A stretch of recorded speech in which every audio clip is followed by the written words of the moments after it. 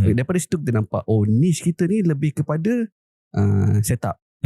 Okay. Ataupun orang ni jenis kaki cakap, suka bercakap, membebel. Dekat office kena marah sebab membebel. Okay, lepas tu, lepas habis office, cuba try buat live dulu. Kita guna produk orang. Buka TikTok tu, pergi dekat seller center, kita browse dekat situ, cari produk yang boleh bagi 15%. Jadi affiliate ni. Jadi affiliate untuk starting. Sebab bagi saya, bisnes permulaan zero modal tu adalah yang paling penting lah. Sebab kita tahu bila kita dah dapat produk yang betul, kita pula pandai deliver, pandai cakap. Okay, kita nampak, okay, aku punya kepakaran adalah bercakap. Produk yang aku present adalah pakaian.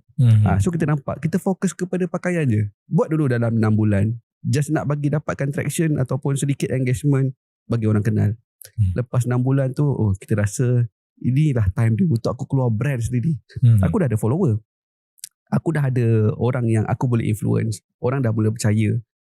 Daripada situ baru kita chip in kita punya duit tu untuk kita came out dengan kita punya produk.